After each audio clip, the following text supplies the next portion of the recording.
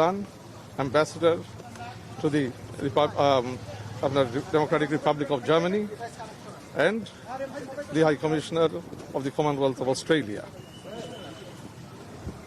বৈঠকগুলোতে কিভাবে দ্বিপাক্ষিক সম্পর্ক জোরদার করা যায়, স্ট্রেংথেন করা যায়, potentially BNP government, an elected BNP government, how it intends to strengthen relations, bilateral relations with the countries and with the governments that the High Commissioner's ambassadors represented this evening.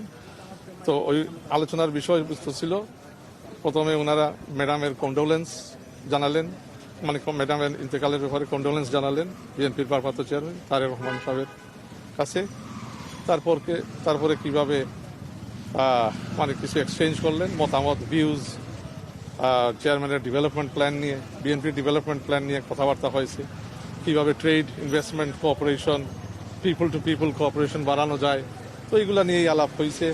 আগামীতে BNP সরকার গঠন করলে বিএনপির ভারপ্রাপ্ত chairman Tarique Rahman সাহেবের নেতৃত্বে কোন ধরনের পদক্ষেপগুলো নিবে বাংলাদেশের ইকোনমিকে ইমপ্রুভ করার জন্য, কিভাবে তার আন্তর্জাতিক নীতি নির্ধারণী, পররাষ্ট্রনীতি নির্ধারণ করবে। তো এইগুলা নিয়ে এক্সচেঞ্জ এবং একটা কুশল বিনিময় হয়েছে অত্যন্ত একটা কোডায়াল অ্যাটমসফিয়ারে।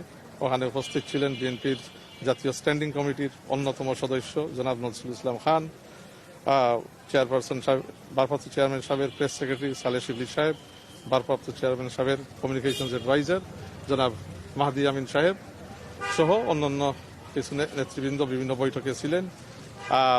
তো অত্যন্ত একটা কোডায়াল অ্যাটমসফিয়ারে অনেক কথাবার্তা হয়েছে। দেখেন, উনার দেশে ফিরে আসা 25 ডিসেম্বর যখন ফিরেন, এটা ঐতিহাসিক দিন।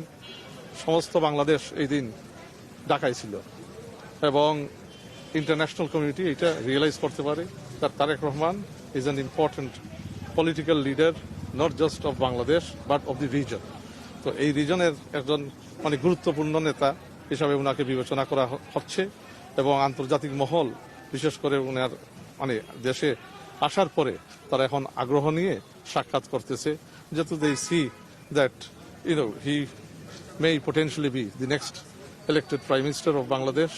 So his views are very important. যেহেতু উনি nation's opposition leader and leading the Bangladesh Nationalist Party into the elections on February 12th. Thank you. ধন্যবাদ। রেগুলারই মোটামুটি সিরিজ বৈঠক হচ্ছে বিভিন্ন কূটনৈতিক মিশনের সদস্যদের সঙ্গে। আসলে কমনলি যদি বলি আসলে মেসেজটা কি, তারা আসলে আগামী নির্বাচন আছে তাদের কনসার্ন গুলো কি? তাদের কনসার্ন না, তারা আগ্রহ নিয়ে আসতেছে উনার সাথে কুশল বিনিময় করতে। উনাকে একজন প্রধান রাজনৈতিক নেতা হিসেবে দেখতেছে এখন, শুধু বাংলাদেশের না, বললাম তো এশিয়া প্যাসিফিকে এখন he is a very important prominent leader. তো আগ্রহ নিয়ে এখন সাক্ষাৎ করতে চাচ্ছে, উনার মনোভাব, উনার উন্নয়নের পরিকল্পনা, এগুলো নিয়ে আলোচনা করতে আসছে। বিএনপি তো অলরেডি কিছু উন্নয়ন পরিকল্পনা 31 দফার মধ্যে দিয়েছে, সেই সকল বিষয়গুলো কি না আপনার কিছু উপস্থাপন করছেন? হ্যাঁ, 31 দফার বিভিন্ন বিষয় নিয়ে আলাপ আলোচনা হয়েছে। ওই উন্নয়নমূলক পরিকল্পনা বিএনপি আগামীতে সরকার গঠন করলে কি কি পদক্ষেপ নিবে, কোন জিনিস, কোন পলিসি প্রায়োরিটি দিবে এবং কিভাবে দ্বিপাক্ষিক সম্পর্ক গড়বে। নির্বাচনের বিষয়ে তাদের কোনো পর্যবেক্ষণ আছে? না, নির্বাচনের বিষয়ে কোনো কনসার্ন নাই। তারা anticipation, they are waiting in excitement to see the first democratic elections. 17 বছর পরে এই দেশে গণতান্ত্রিক ইলেকশন হবে, তো এটার জন্য অপেক্ষায় আছে। যেভাবে বাংলাদেশের মানুষ আগ্রহ নিয়ে অপেক্ষায় আছে, তারও আছে আগ্রহ। আজকে তো স্থায়ী কমিটির বৈঠক আছে, বৈঠকে কি ধরনের এজেন্ডা আছে বা এই বিষয়ে কিছু বলবে কিনা? বা আমরা জানতে পেরেছি যে তারেক রহমানকে আজকে আনুষ্ঠানিকভাবে বিএনপির চেয়ারপারসনের দায়িত্ব দেওয়া হতে পারে। বৈঠকের পরে জানতে পারবেন, আমাদের দপ্তর থেকে জানানো হবে, মহাসচিব সাহেব অথবা দপ্তর থেকে ব্রিফিং আসতে পারে। এবং চেয়ারম্যান তারেক রহমান সাহেবের চেয়ারম্যান হওয়া তো সিদ্ধান্তর ব্যাপার, এটা শীঘ্রই ইনশাআল্লাহ হবে, বাট দলের প্রসেসের মাধ্যমেই হবে। এবং আপনারা জানতে পারবেন স্থায়ী কমিটির মিটিং শেষ হইলে মিটিং এর ব্যাপারে আপনাদেরকে ব্রিফ করা হবে। Thank you.